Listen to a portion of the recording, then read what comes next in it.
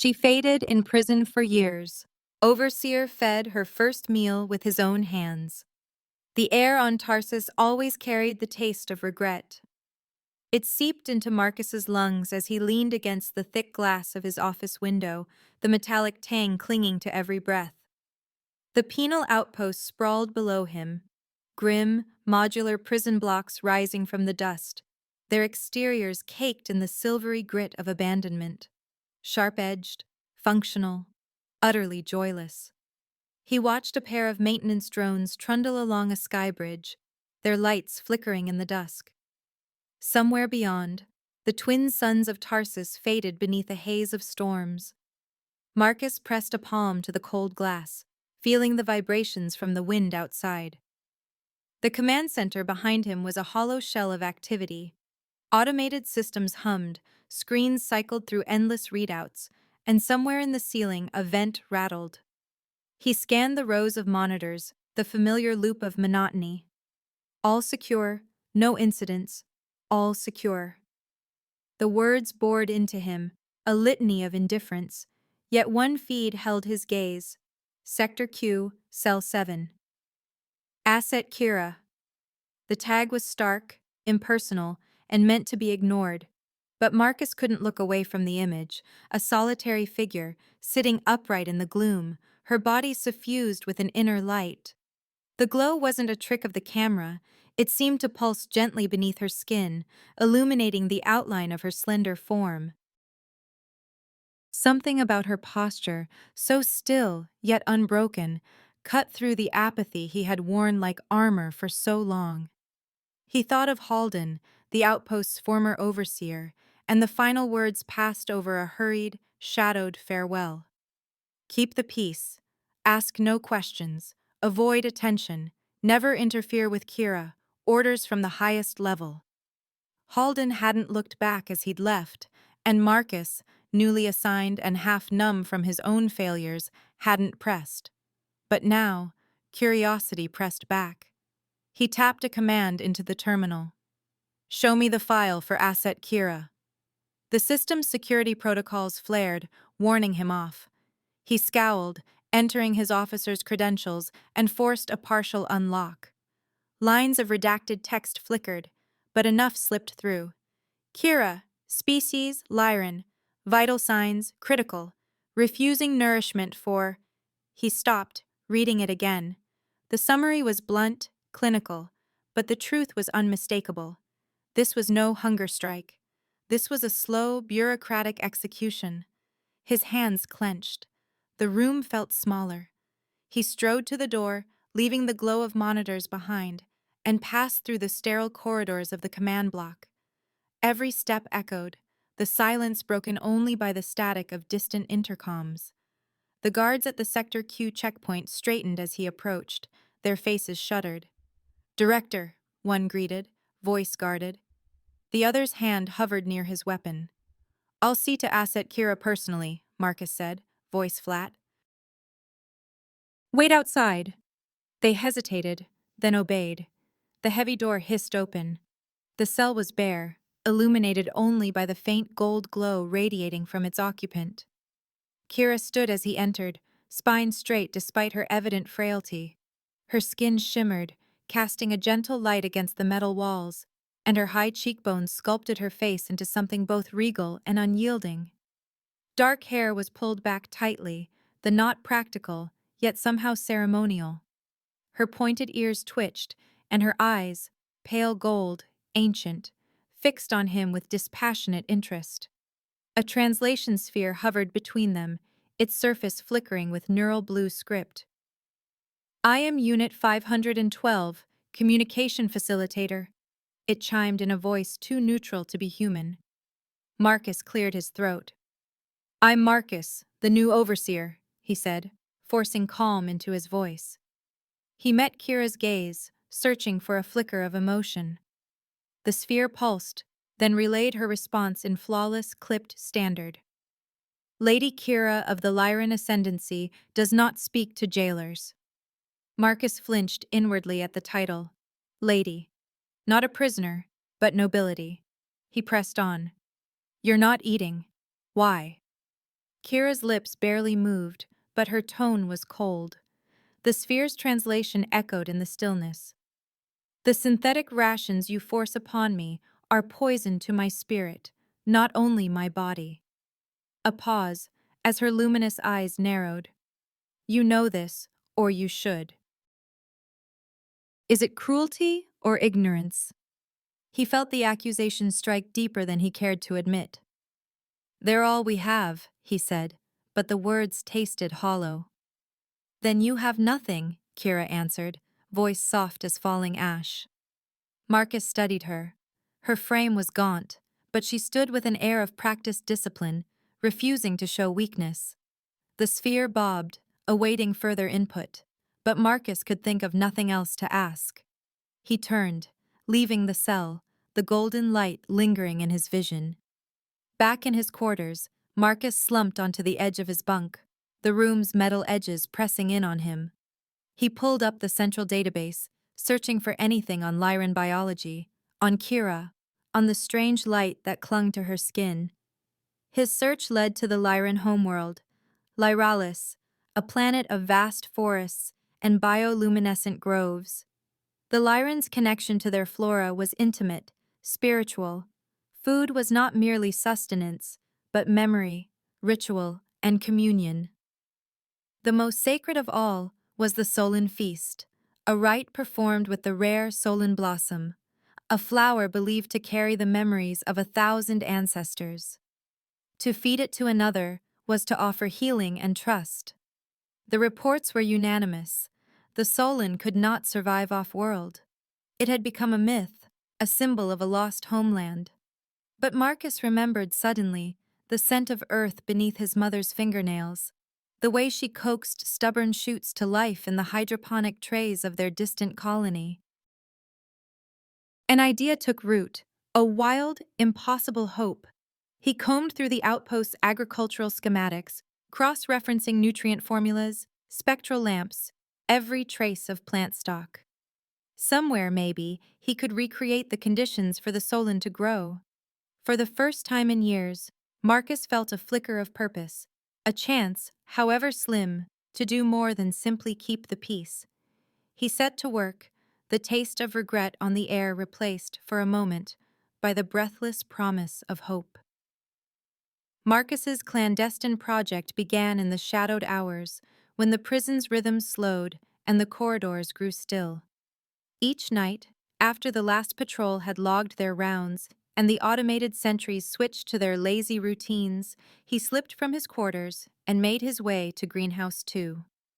The place was little more than a neglected storage dome, filled with cracked hydro trays and the faded scent of synthetic soil. To Marcus, it became a sanctuary, a hidden oasis where something old and impossible might take root. He worked by the blue glow of nutrient lamps, hands deep in the cool earth. Remembering the hollow manuals and his mother's patient voice, he rebuilt the conditions for the Solan as best he could, adjusting pH levels, splicing together custom nutrient feeds, setting the humidifiers to mimic the damp of Lyran forests. Each step felt like a prayer whispered into darkness. Sometimes, when the silence became too thick, he hummed the songs his mother had taught him, old earth melodies and half-remembered Lyran tunes he'd found in archived recordings. The air in the dome seemed to listen, vibrating with hope. Days passed in a nervous blur. Marcus lived on little sleep, splitting himself between the outpost's grim duties and his secret life among the seedlings. The first sign of success came quietly, a curl of green pushing through the soil, its surface dusted with silver. He leaned close, breathless, and caught a faint scent that reminded him of rain and the ache of longing. More shoots followed, delicate and luminous, unfurling petals with a shimmering gold at their hearts.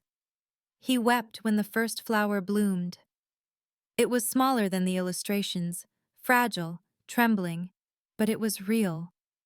Against all odds, the Solan had come to life in exile. Marcus spent the following hours preparing for the ritual as best he could. He gathered the freshest petals, careful not to bruise them, and followed the descriptions from Liran texts, blending them into a paste with pure water, letting the mixture shimmer with the blossom's natural light.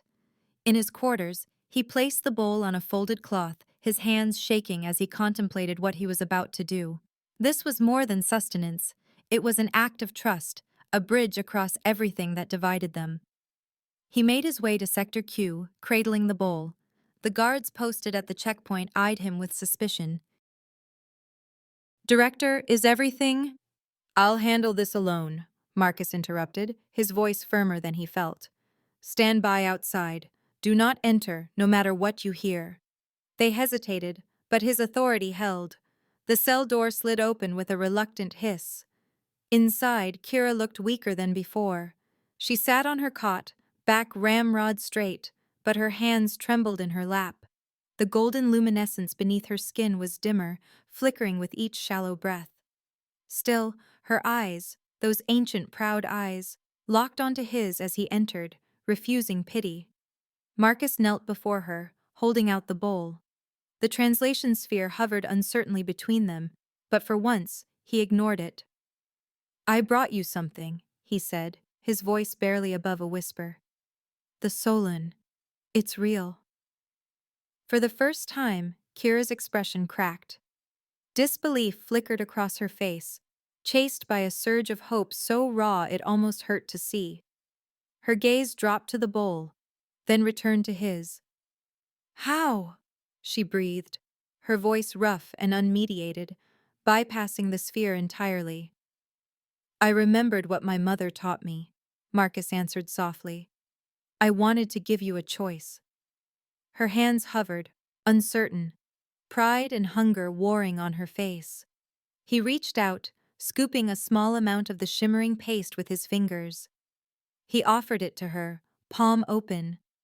Kira met his eyes, searching for mockery, for cruelty, and finding only honesty.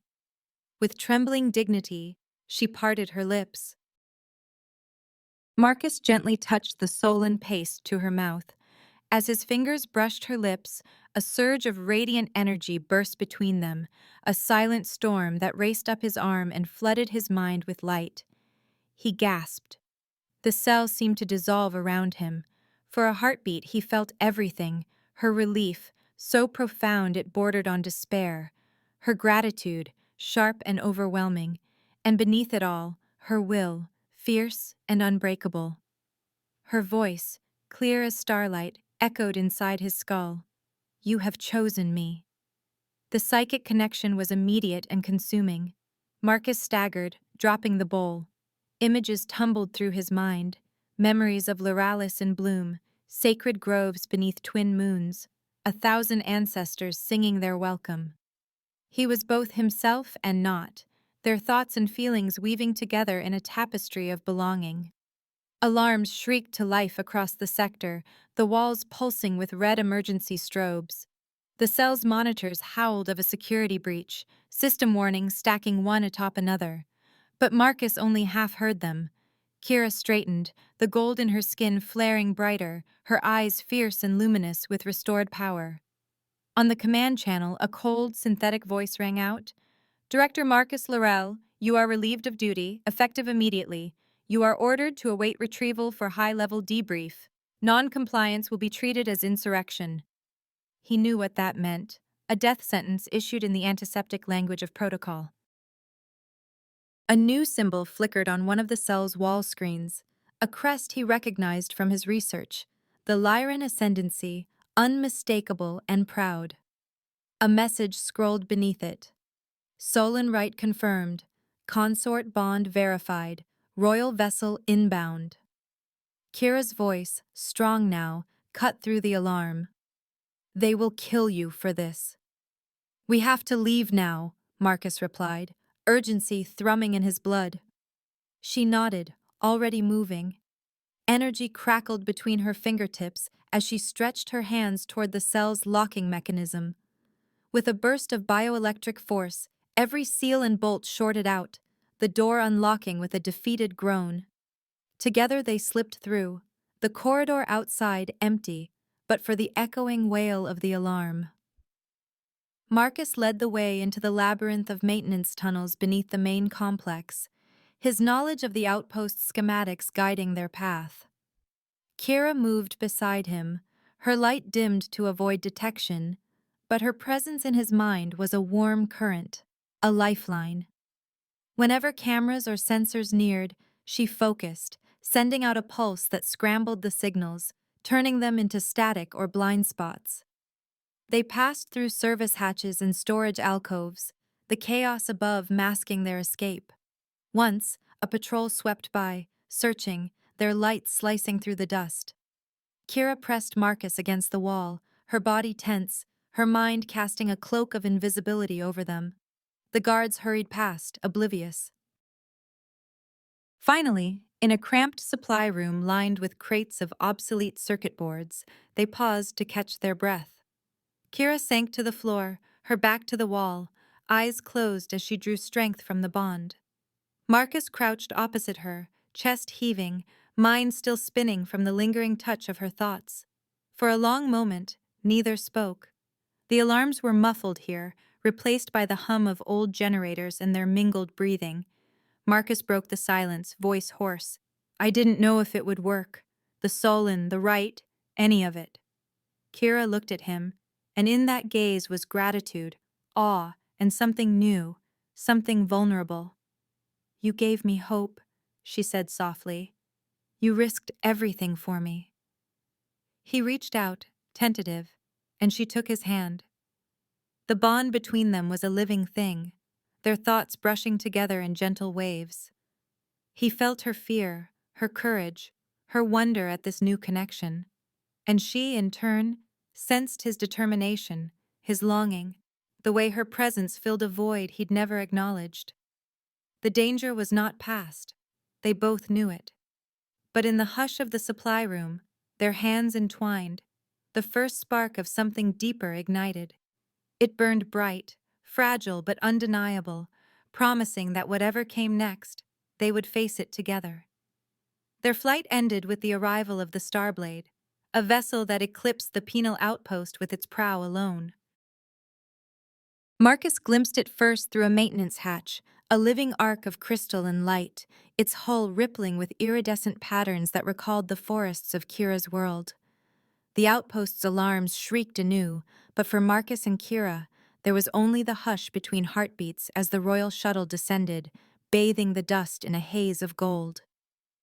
They were taken aboard, surrounded by Lyran guards whose eyes glinted with suspicion and awe. The shuttle's interior was unlike anything Marcus had ever seen. Corridors that shimmered with woven crystal, walls alive with pulsing veins of silver-blue light. Kira moved with assurance beside him, chin high, her hand lingering in his, until they reached the audience chamber. Lord Sarian awaited them. He stood at the center of a dais, sculpted from living crystal, his robe flowing in iridescent layers. Tall and broad-shouldered, his presence filled the chamber with a cold authority. His eyes, clear and pale as frozen dawn, fixed on Marcus, measuring, unyielding. Kira stepped forward, her voice steady. "I invoke the Solan right. Marcus Laurel is my chosen." Sarian's jaw tightened, his gaze flicking from Kira to Marcus. "You speak in riddles, sister. No human can survive the Solan feast. This," he gestured at Marcus, "is impossible." Kira lifted her chin, golden light blazing beneath her skin. It was not forced. He nurtured the Solan with his own hands, performed the ceremony with reverence. The bond was forged in truth. Marcus swallowed, feeling the weight of a dozen Lyran eyes upon him. Sarian's expression darkened. "You risked the line for a stranger? For a jailer of your enemies?" Kira's answer was unwavering. "He saved me. He remembered what we had forgotten. He grew the Solan. He gave me back my life." The tension in the room was electric. Without another word, Sarian gestured to the guards. "Confine the human to guest quarters. He will remain there until the council decides." Marcus allowed himself to be led away. The guest suite was luxurious, a vaulted space of luminous stone and living vines, every comfort provided. Yet Marcus felt more alone than ever. He stood at the transparent wall, watching stars wheel across the void, his mind alive with echoes of Kira's thoughts. Through their psychic link, he sensed her distress, the sharp edges of her arguments with Sarian, her loyalty to Marcus burning bright and true. He paced the room, restless. Hours, or perhaps days, passed in a blur of longing and uncertainty. Sometimes he caught glimpses of Kira's emotions, determination, sorrow, a fierce protectiveness that pulsed across the distance between them. At last, the door chimed softly. Kira entered, alone except for the two silent attendants who trailed her. With a wave, she dismissed them. She wore a simple gown, pale as dawn, her hair unbound so that it tumbled in a dark wave over her shoulders. Her presence filled the room with warmth, dispelling the cold ache in Marcus's chest. She approached, every movement deliberate, and pressed her hand to his chest. "When you fed me, I tasted more than the Solon. I tasted your heart, Marcus." He covered her hand with his own, fingers gentle. "You saved me too," he said quietly. "You reminded me why I wanted to serve, why I still believe in something better." Kira's eyes shimmered. "I want you beside me, whatever comes." He leaned down, their foreheads nearly touching. "There's nowhere else I belong."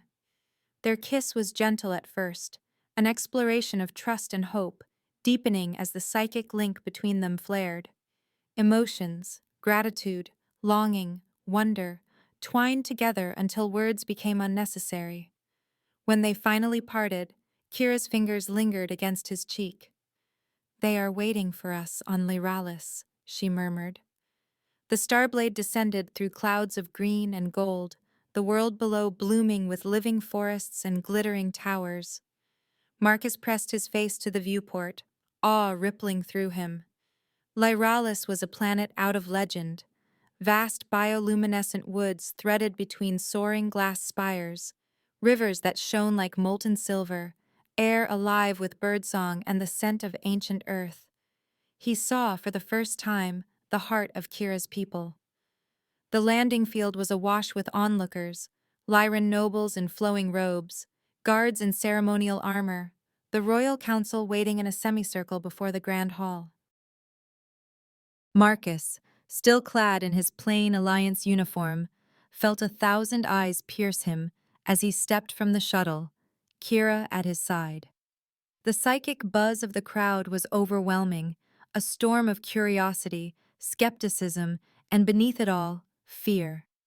Within the great hall, crystalline arches soared overhead, refracting sunlight into a rain of color. The council assembled, Sarian at their head. His voice rang clear. "You stand accused of violating sacred tradition. You trespassed upon our rights.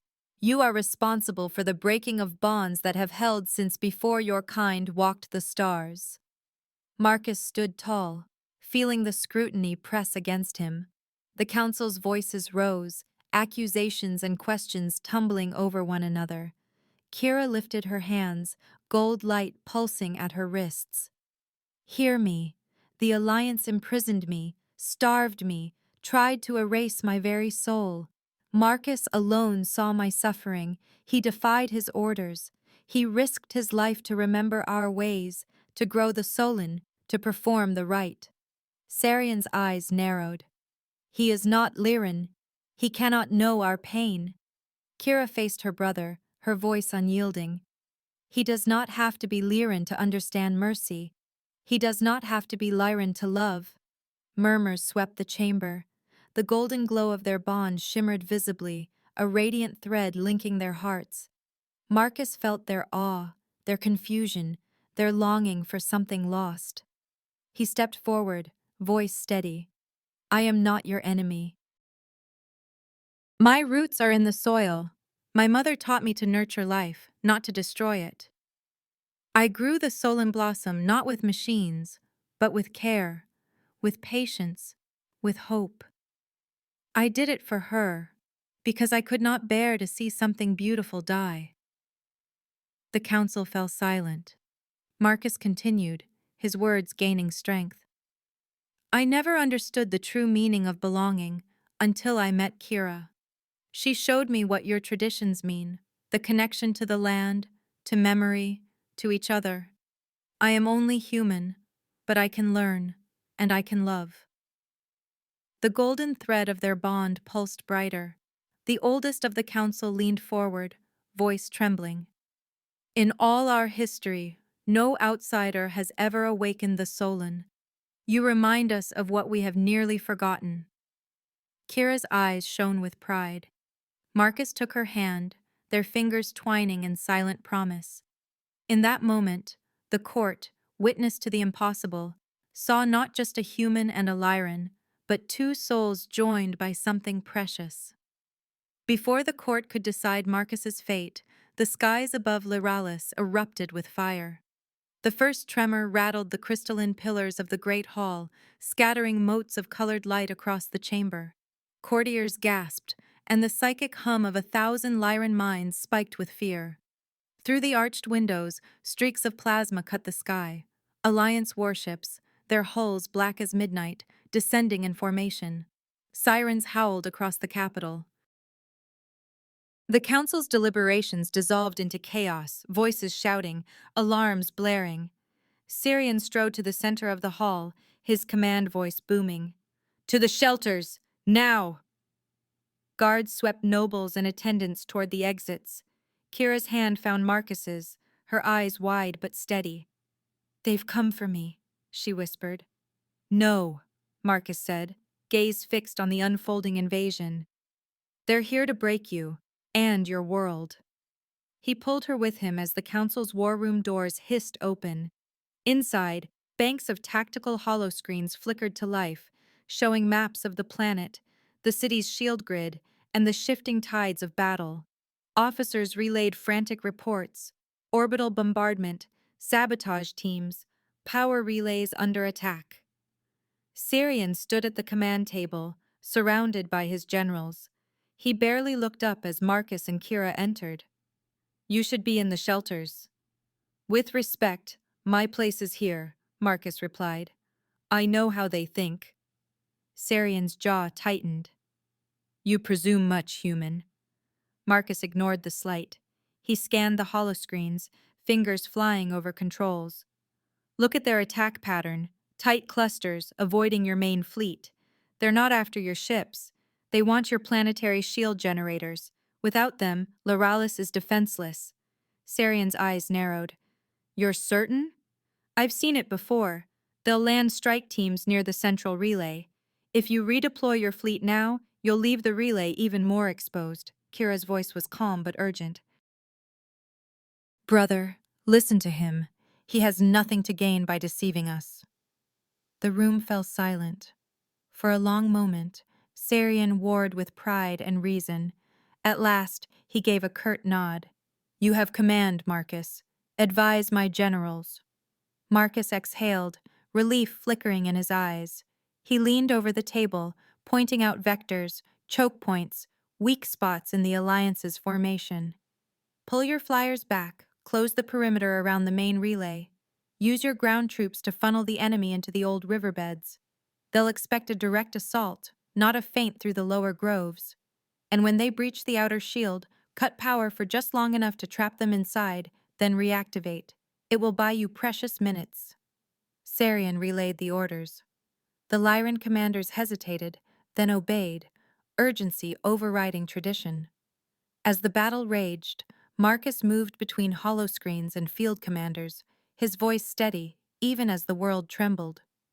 Each time the Alliance adapted, Marcus countered with something unexpected: a misdirection, a retreat that lured attackers into an ambush, a sudden power surge that knocked out enemy sensors. "Sector 5 is holding," an officer reported, breathless. "We've contained the breach." "Redirect drone patrols to the east corridor," Marcus replied. "They'll try to circle behind us." Kira stood by his side, her presence a balm in the storm.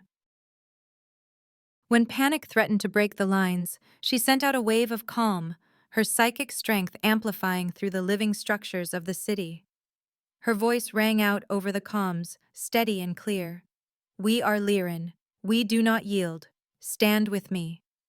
Her people rallied, their fear transformed into resolve. Where Marcus's tactics confused the invaders, Kira's leadership inspired her defenders. The psychic bond between her and Marcus flared with every moment of danger, thoughts and emotions flowing between them, encouragement, reassurance, determination. Syrian watched the human with grudging admiration. "You fight like one of us, Marcus," he said quietly. "Perhaps better." "War isn't my first language," Marcus replied. "But I learned enough to know that survival sometimes means breaking the rules." The battle dragged on through the night, the city illuminated by flashes of distant explosions. At one point, power flickered and failed. The shield grid faltered, but Kira, standing at the heart of a living crystal nexus, poured her psychic strength into the city's veins, holding the barrier long enough for technicians to restore the flow. As the crisis ebbed, Marcus and Kira found themselves alone in a shadowed alcove overlooking the gardens.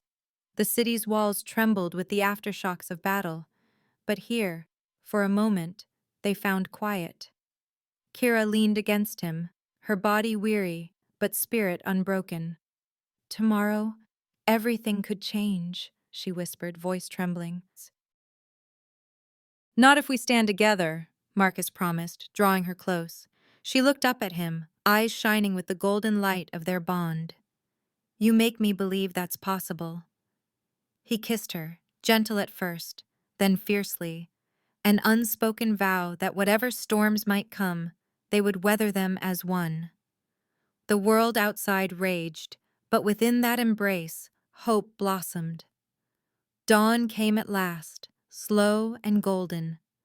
The Lyran capital emerged from the night scarred but standing. The sky, once scorched by enemy fire, now gleamed clear and unmarred. From every tower and grove, Lyrans gathered to witness the aftermath. The Alliance ships, once so menacing, had been driven back, their engines trailing fire as they fled into the void. Reports flooded in. The shield generators held, the core of the city safe. In the heart of the palace, news spread quickly. Kira's psychic strength, amplified through the living structures of Lyralis, had turned the tide. She was the shield, her will intertwined with the city itself. The Alliance's defeat was total. Their cruelty, their attempt to destroy the heart of Lyran tradition, was laid bare for all to see. As survivors tended to the wounded and began repairs, Marcus became a symbol of hope. Lyran children whispered his name. The court that had once regarded him with suspicion now honored him. Nobles bowed, their pride replaced by gratitude. Sarian, in full regalia, approached Marcus in the grand hall, lowering his head in a gesture of respect. "You saved us, human," Sarian said, "and you reminded me that strength sometimes wears an unfamiliar face." Marcus inclined his head, humility tempering his relief. "I only did what I could. Kira did the rest." In the twilight, as the city's gardens bloomed with renewed light, a celebration began.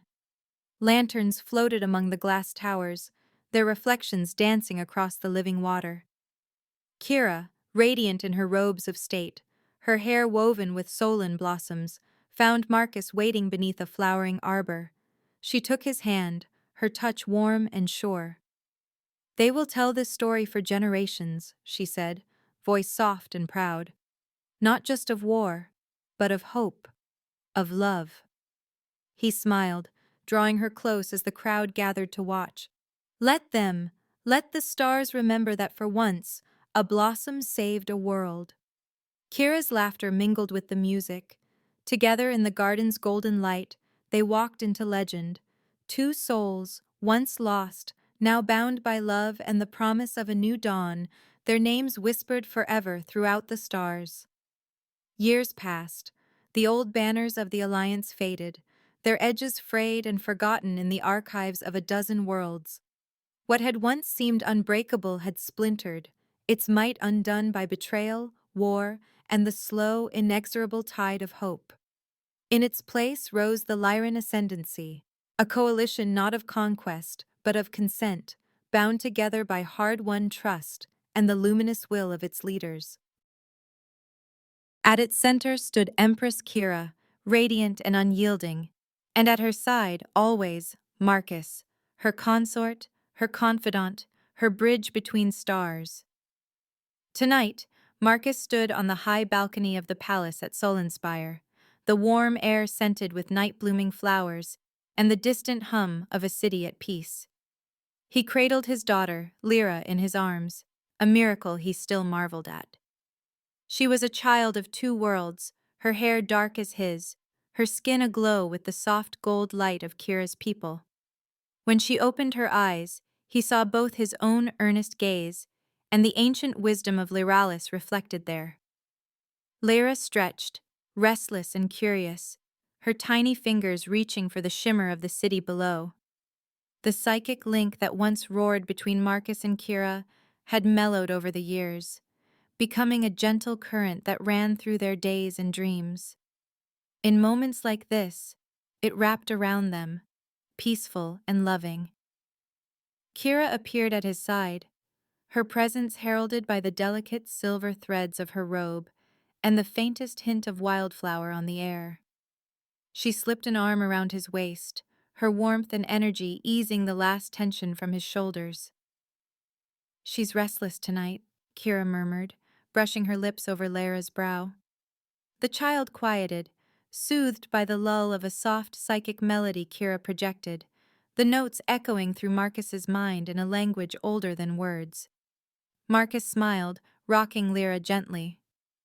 "She wants to see everything, all at once." "I think she's part explorer." Kira's laughter was like wind chimes.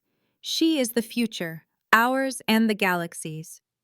They stood together, looking out over the city, their thoughts entwined. For a time, neither spoke, content to simply be. But as the stars brightened, Kira's gaze shifted, thoughtful, longing. "I have never seen the land your family called home," she said quietly. "Not truly, not with you." Marcus turned, surprised. "We've always been needed here, Kira. The ascendancy will endure a few days without us," she finished for him, voice gentle but sure. She looked down at their daughter. "She should know Earth as well as Lyralis. It's part of her, part of you." He felt something inside him soften, an old ache he had not allowed himself to name. "Let's visit," he said, certainty blooming in his chest. They made preparations in secret, arranging for only a small escort, just enough to satisfy Sarian's sense of protocol and the Lyran Council's caution.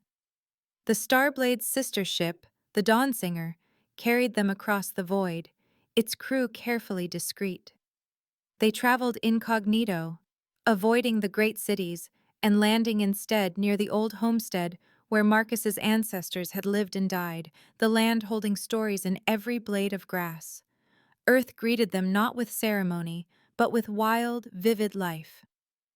Lyra pressed her hands and nose to the viewport as the ship descended, rolling fields, tangled woods, distant mountains draped in mist. The Lyran guards, unused to such uncontained beauty, fidgeted and exchanged wary glances. Kira, in contrast, stepped onto the soil with a sense of wonder, every sense alive. "It's so chaotic," she murmured, laughter in her voice as a flock of birds scattered overhead. "And so alive." Marcus took her hand, leading her toward the orchard. "It's imperfect, but it's ours. The ground isn't programmed, the trees grow as they please, and the seasons change whether we want them to or not." She squeezed his hand, eyes drinking in the unruly rows of apple trees, the mossy stones, the weathered house crouched beneath a sprawling oak. "I can feel the memories here, Marcus. The land remembers your family." He smiled, showing her the old swing beneath the oak, the faded mural painted by his grandmother on the barn wall, the patch of wildflowers that had been his mother's pride. Lyra toddled ahead, chasing a butterfly, her laughter ringing through the orchard. They picnicked beneath the apple trees, the light slanting gold through the branches. Marcus spread a blanket and unpacked a simple meal: bread, cheese, a bottle of Lyran nectar, and the apples he'd picked himself. He sliced one, the juice running sweet over his fingers. "Lyra," he called, offering her a piece. She took it with both hands, eyes wide as she bit in. Delight sparkled across their shared bond: earth, sun, and rain, all captured in a single taste. She clapped her hands, crumbs flying, and reached for another slice. Marcus grinned, passing her more. "She approves." Kira knelt beside them, curiosity bright in her gaze. "May I?" she asked, her tone both playful and reverent. He offered her a slice, watching as she bit into it. She closed her eyes, savoring the sunlit flavor, letting the taste bloom in her mind. "It's different," she murmured. "Wilder, sharper, not like the fruit on Lyralis." "It's not perfect," Marcus admitted. She shook her head, smiling. "No, but it's real." Her eyes met his, luminous in the afternoon glow. "Thank you for sharing this with me." Their love was palpable in the golden light, the quiet intimacy of old joys and new discoveries. Marcus sliced another apple, feeding her the piece, then another, a playful echo of the Solon rite that had once bound their fates. Kira laughed softly, her hand catching his. "You never tire of this, do you?" "Feeding you? Never," Marcus replied, brushing a strand of hair from her face. "It reminds me how far we've come, how lucky I am." She leaned into him, resting her head on his shoulder, Lyra curled up in her lap. The orchard hummed with the quiet certainty of belonging. The sun dipped lower, and Marcus knew, with a certainty deeper than blood or memory, that home was not a place, but a circle of arms, a promise renewed with every sunrise. He offered Kira another slice, their daughter giggling between them, and in that perfect moment, the worlds they carried within themselves became one. The sun dipped below the horizon, painting the sky in brilliant colors: tangerine, violet, rose. The last golden rays filtered through the orchard's branches, draping the earth in soft light. Marcus and Kira sat side by side beneath the old apple tree, Lyra nestled between them, her head pillowed on Kira's lap. The little girl's breath was deep and even, lost to a world of dreams. Every so often, her pointed ears twitched, catching stray notes from a distant bird or the sigh of the wind. Kira's hand was warm in Marcus's, their fingers interlaced as naturally as roots in fertile soil. Above them, the first stars kindled, flickering against the indigo. The world had fallen quiet, a hush broken only by the gentle hum of insects and the far-off sound of water in the irrigation ditch. Marcus leaned his head against the rough bark, exhaling a breath he had not realized he was holding. He glanced at Kira, the soft radiance of her skin blending with the orchard's fading light. There was a calm in her eyes, a serenity born of battles fought and won, of grief faced and transformed. The years unspooled behind them like a long, winding ribbon: Tarsus and its silvery dust, the sterile corridors of prison, the thunder of warships above Lyralis, the shimmering courts and the endless negotiations. Yet it all seemed distant now, as if it belonged to someone else's story. Kira broke the silence first, her voice low, thoughtful. "When I first saw you through the glass, I never imagined we would sit here like this." She brushed a stray lock of Lyra's hair from the child's forehead. "Sometimes, it feels as if I've lived 1,000 lives since then." Marcus smiled, squeezing her hand gently. "So have I." I look at her. He nodded to Lyra, who shifted in her sleep. "And I see the best of both of us. I see hope." Kira's gaze lingered on their daughter. "She will inherit more than titles and stories. She'll inherit the memory of two worlds, the peace we built." The orchard was wrapped in dusk. Fireflies drifted between the tree trunks, their golden lights echoing the gentle glow of Kira's skin. The psychic link between her and Marcus was now a soft current, no longer an urgent storm, but a steady, comforting presence. In that wordless space, she invited him to share her reflections, and for a moment, their memories braided together.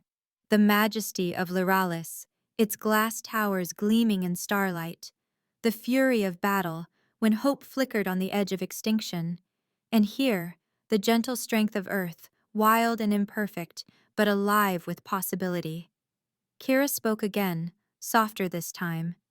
I have seen so much, more than I thought I could bear.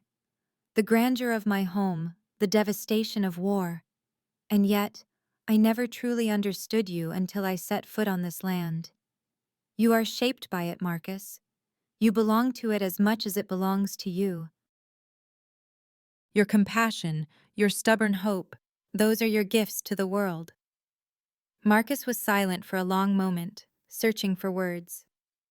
I only did what anyone should have done, he said at last. You were suffering. It was the smallest kindness, but it changed everything, for both of us. She smiled, turning to look at him fully. Our love began as an act of rebellion, a human feeding an alien noble. Who could have imagined it would become the cornerstone of a new age? He laughed softly. I didn't. All I knew was that I couldn't watch you fade away. I couldn't let the world lose someone like you. Kira shifted closer, resting her head on his shoulder. Empires are built on rules and tradition, but we showed them a different kind of power. Empathy, resilience, the courage to nurture life, even when the world would rather destroy it. He pressed a kiss to her temple. You gave me that courage. I never truly lived until you chose me. Their hands remained entwined, the bond between them as unbreakable as the roots of the tree above their heads. The air shimmered with memory, the taste of Solune on Kira's lips, the electric rush of their first connection, the roar of battle and the hush that followed, the birth of their daughter, and the peace that now enfolded them. As the stars multiplied overhead, Marcus glanced at the old house, its windows glowing faintly with lamplight. For all the journeys they had taken, all the worlds they had saved or lost, it was this: the quiet certainty of family, the fragile wonder of a sleeping child, the simple act of loving and being loved. That was their true home. He exhaled, content. Do you ever miss it? He asked quietly. The palace, the crowds, the power?